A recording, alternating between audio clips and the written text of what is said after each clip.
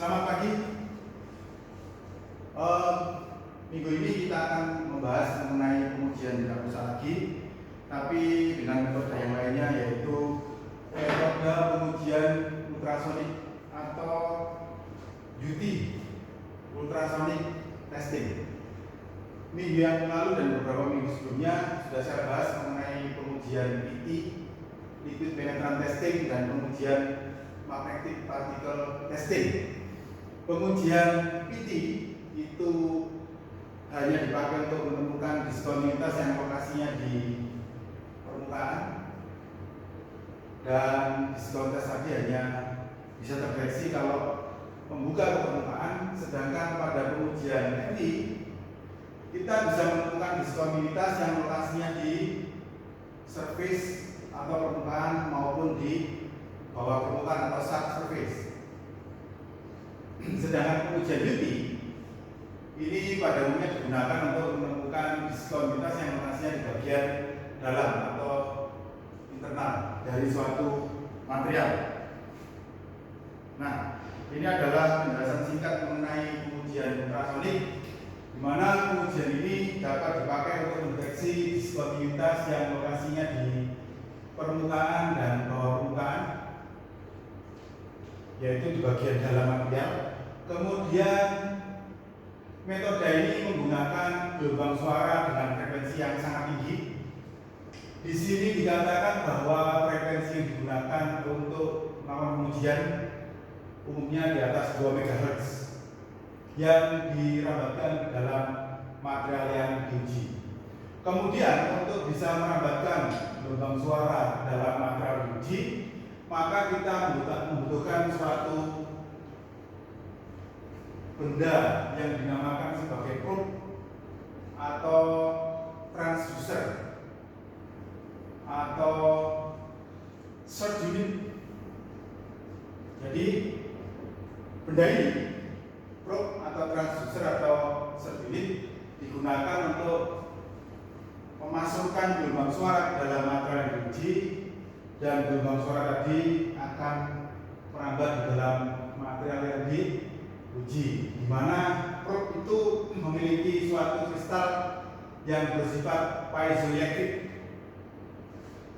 Kemudian dari hasil indikasi yang diperoleh, maka indikasi akan ditampilkan dalam layar monitor yang berhubungan dengan kedalaman diskonitas yang dideteksi oleh gelombang suara tadi. Kemudian di samping dipakai untuk mendeteksi adanya diskonitas di dalam material, maka metode pengujian ini dapat dipakai untuk mendeteksi ketebalan material yang diuji. Jadi bisa dipakai untuk mendeteksi ketebalan pelat atau ketebalan pipa. Kemudian di sini dikatakan bahwa kuplan harus digunakan untuk memasukkan gelombang suara ke dalam benda yang diuji. Nanti akan saya jelaskan mengenai apa itu kuplan. Jadi di sini ada contoh dari kuplan ini. Kuplan bisa menggunakan oli atau bisa menggunakan gel seperti ini, gel, atau bisa menggunakan air, ya. Nah, ini adalah basic dari suatu sistem pengujian ultrasonik, di mana di sini ada UT, ultrasonic testing equipment, yang jenisnya digital, karena ada juga alat UT yang jenisnya analog seperti yang ada di depan ini. Ini adalah analog, yang ini adalah digital. Kemudian di sini ada transducer atau probe. Di sini jenisnya adalah probe normal atau compression. Nanti akan saya jelaskan mengenai jenis-jenis probe. Lalu di sini probe ini dipakai untuk menentukan ketebalan dari material yang diuji. Lalu di layar monitor akan muncul pulsa-pulsa atau nama lainnya adalah indikasi. Indikasi yang diperoleh dari pantulan di belakang material yang diuji. Nah, secara teori, maka pengujian ultrasonik ini dilakukan dengan menggunakan gelombang suara yang berfrekuensi sangat yang tidak bisa didengar oleh telinga manusia. Karena telinga manusia itu hanya bisa mendengar gelombang suara dengan frekuensi 20 sampai dengan 20.000 Hz. Sedangkan gelombang suara dengan frekuensi kurang dari 20 Hz dinamakan sebagai gelombang suara infrasonik. Sedangkan yang lebih dari dengan frekuensi lebih dari 20.000 Hz dinamakan sebagai ultrasonik. Nah, pengujian ultrasonik ini dilakukan dengan gelombang suara yang frekuensinya lebih dari 2 MHz atau lebih dari 20.000 Hz atau 20 kHz.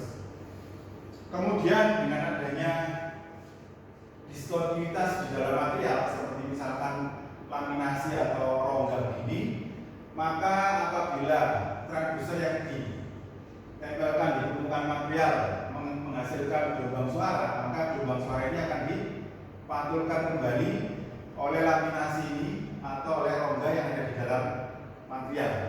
Nah, jarak pantulannya itu akan ditampilkan dari jarak perdibulan dari gelombang suara ini ditampilkan di dalam layar sebagai indikasi dan menunjukkan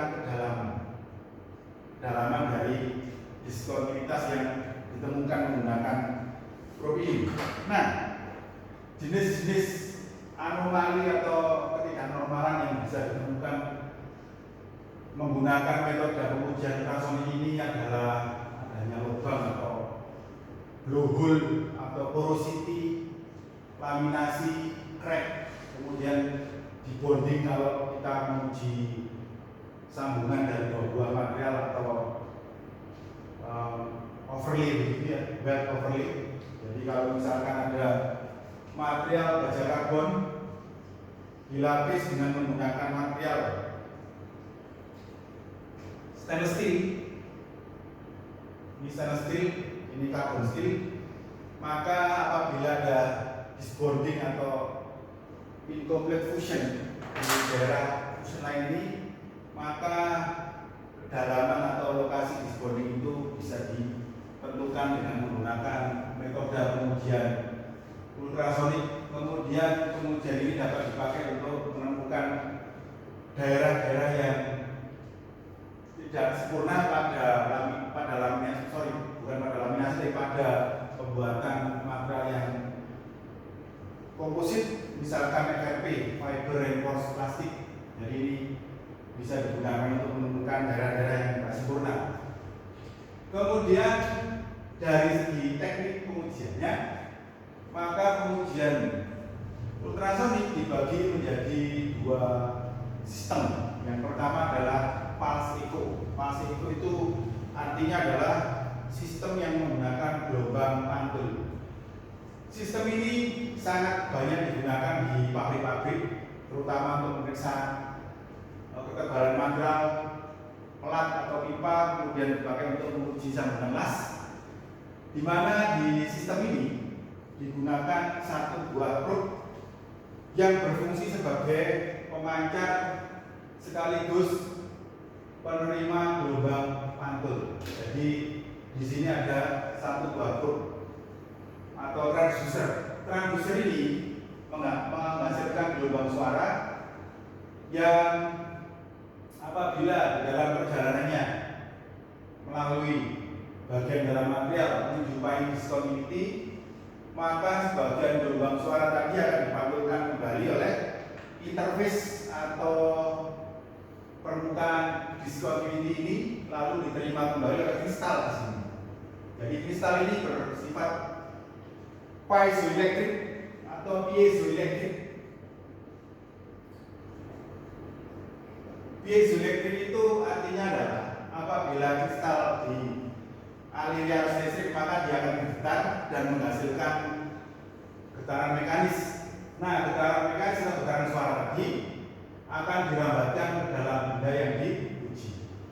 Dan apabila kristal ini menerima pantulan gelombang suara dari suatu diskontinuitas, maka pantulan yang berupa getaran mekanis tadi akan berubah menjadi energi listrik, lalu perkuat di dalam alat.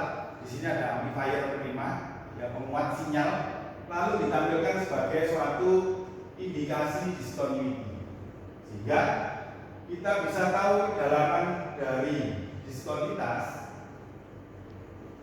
terhadap lokasi transducer di permukaan benda yang diuji. Jadi kedalaman ini akan berhubungan dengan jarak dari 0 ke lokasi indikasi discontinuity, sedangkan backwall adalah pantulan dari permukaan belakang benda yang diuji. Jadi keunggulan dari Pasivo sistem adalah dapat menampilkan kedalaman dari diskontinuitas yang ditemukan. Nah, sistem yang kedua itu dinamakan sebagai through transmission. Di sini kita menggunakan dua buah probe atau transducer. Satu transducer berfungsi sebagai pemancar gelombang suara, sedangkan transducer lainnya berfungsi sebagai penerima gelombang suara. Jadi gelombang suara akan dihasilkan oleh transducer pemancar ini. Kemudian apabila di dalam material tidak ada diskontinuitas, maka hampir seluruh energi gelombang suara yang dipancarkan oleh transmitter itu akan diterima oleh receiver. Jadi misalkan ada transmitter, ini adalah receiver. Nah, apabila di dalam material ini tidak ada diskontinuitas, maka hampir seluruh energi gelombang suara yang dipancarkan oleh transmitter diterima oleh receiver di bagian sisi belakang. Sehingga di layar monitor akan muncul indikasi permukaan depan dan indikasi permukaan belakang atau backwall yang hampir sama tingginya. Jadi ini hampir sama tingginya. Apabila di dalam material diuji ada diskontinuitas, misalkan di sini ada rongga udara seperti ini, maka yang terjadi adalah sebagian energi gelombang suara yang dipancarkan oleh transmitter ini akan diblok oleh rongga ini, sehingga indikasi dari backwall itu akan lebih rendah. Karena apa? Karena energi gelombang suara yang diterima oleh receiver jauh lebih kecil dibandingkan kalau tidak ada rongga di bagian dalam material, sehingga nanti akan timbul indikasi backwall yang rendah seperti ini. Nah, indikasi yang rendah menunjukkan adanya sesuatu yang menghalangi gelombang suara ini untuk diterima oleh receiver. Jadi kita hanya bisa tahu kualitas benda yang diuji dari tinggi rendahnya pulsa backwall itu dibandingkan dengan pulsa awal atau initial pulse pulsa awal. Nah, kelemahan dari sistem ini, dia tidak bisa menentukan kedalaman diskontinuitas ini. Jadi kedalaman diskontinuitas ini dari permukaan transducer yang berfungsi sebagai pemancar tidak bisa diketahui. Kita hanya bisa tahu kondisi materialnya baik apa enggak dari perbandingan antara ketinggian pulsa awal dengan ketinggian pulsa dari backwall. Di samping itu juga harus ada akses dari dua permukaan yang diuji, dan pemasangan probe pemancar dan penerimanya harus segaris. Karena kalau tidak segaris, maka yang terjadi adalah gelombang suara yang dihasilkan oleh pemancar tidak akan diterima oleh penerima atau receiver dengan baik. Ini adalah contoh dari aplikasi pengujian ultrasonik menggunakan probe sudut untuk memeriksa sambungan las. Ini alatnya. Lalu ini adalah tampilan yang dinamakan sebagai tampilan scan A. Tampilan scan A itu nanti akan saya jelaskan di bagian berikutnya dari perkuliahan ini. Kemudian gambar berikutnya ini menunjukkan teori mengenai pengujian ultrasonik, di mana gelombang suara di sini dihasilkan oleh kristal piezoelektrik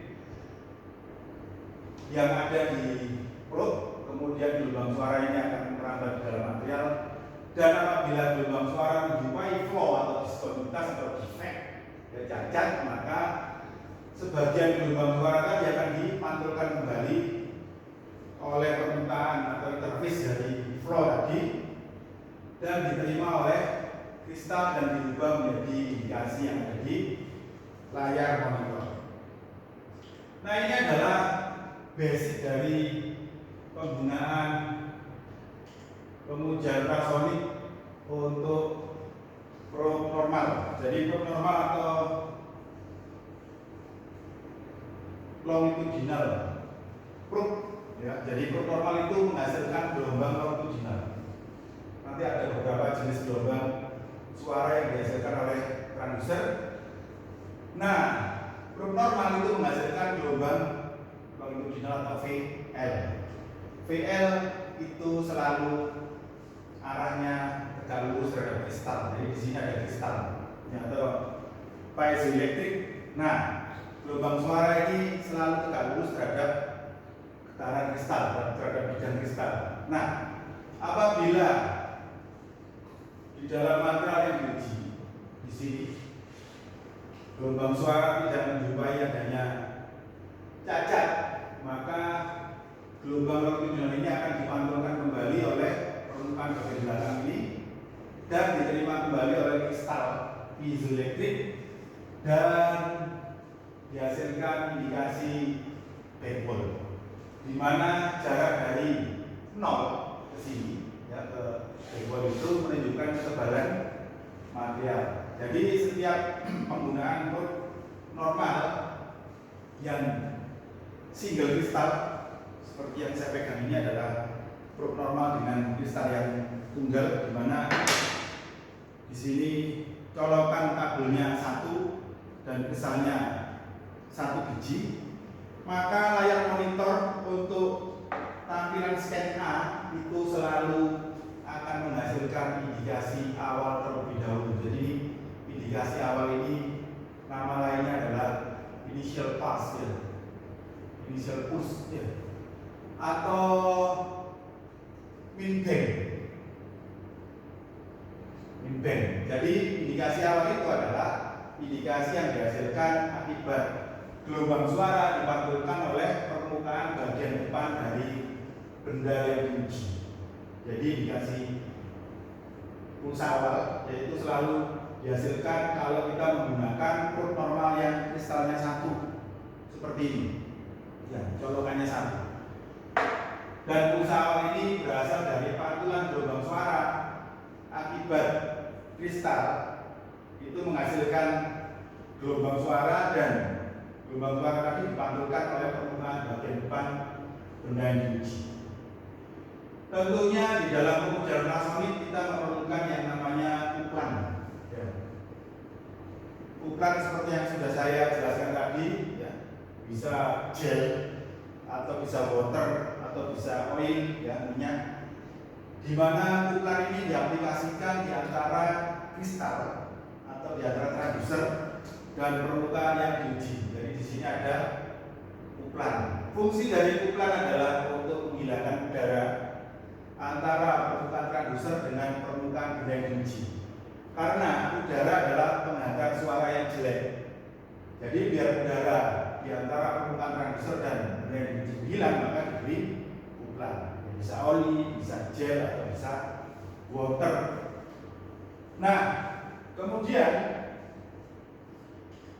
apabila gelombang suara longitudinal tadi mengenai cacat atau laminasi yang ada di dalam benda yang diuji, maka hasilnya adalah gelombang suara ini dipantulkan kembali oleh permukaan interface laminasi ini, sehingga gelombang suara pantulnya akan diterima kembali oleh kristal dan dihasilkan yang namanya indikasi yang berasal dari laminasi ini. Dengan demikian kita bisa tahu kedalaman defect ini dari permukaan scanning, yaitu berhubungan dengan jarak dari 0 ke pulsa yang dihasilkan oleh laminasi. Jadi kita sudah tahu kedalaman. Itu kalau kita menggunakan probe normal, ya. Probe normal dihasilkan oleh probe subnormal menghasilkan gelombang longitudinal, ya. Gelombang longitudinal itu arah perambatannya adalah tegak lurus terhadap arah atau bidang dari kristal piezoelektrik. Ya, gelombang longitudinal dinamakan juga sebagai gelombang compression. Nanti akan saya jelaskan mengenai jenis-jenis gelombang.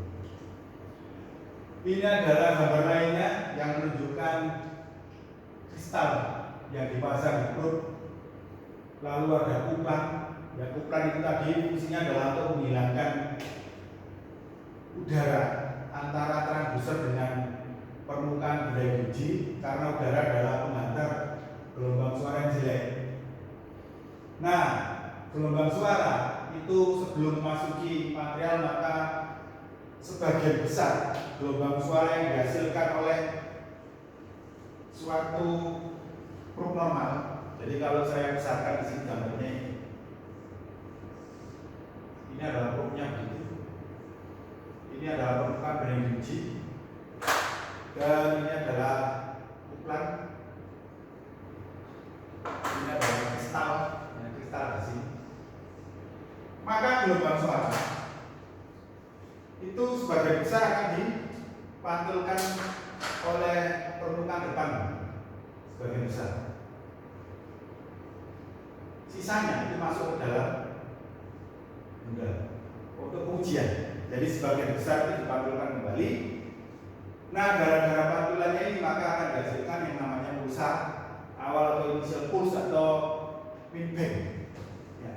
Jadi mid bang itu ada di bagian depan layar yang berhubungan dengan permukaan bagian depan benda biji.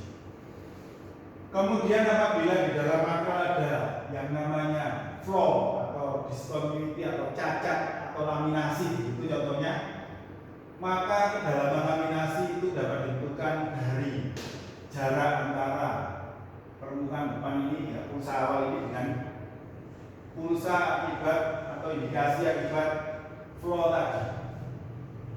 Sedangkan sisa dari gelombang suara yang mengenai backwall itu akan ditampilkan sebagai indikasi backwall yang nomor 8 ini. Jadi apabila di dalam material itu tidak ada flow, ya, tidak ada, maka indikasi tidak ada. Yang ada adalah indikasi awal dan indikasi backwall dari material yang diuji. Nanti akan saya jelaskan mengenai rumus increment per divisi sama dengan ring dibagi 10 atau ring dibagi 100. Nanti akan saya jelaskan mengenai formula tadi untuk menentukan lokasi diskontinuitas di dalam benda yang diuji. Ini adalah alat ultrasonik zaman dulu, ya. Ini besar. Beda dengan yang dipakai sekarang yang kecil-kecil. Ini yang analog sudah lama dipakai karena ya tidak digital. Karena informasi yang dihasilkan alat ini terbatas. Ini adalah alat yang digital yang sekarang banyak digunakan untuk pemeriksaan di pabrik-pabrik. Nah, ini adalah gambar-gambar aplikasi pengujian ultrasonik di pabrik-pabrik, ya. Nanti akan saya jelaskan mengenai prinsipnya. Berikutnya yaitu tampilan di layar. Nanti akan saya jelaskan setelah berikut ini.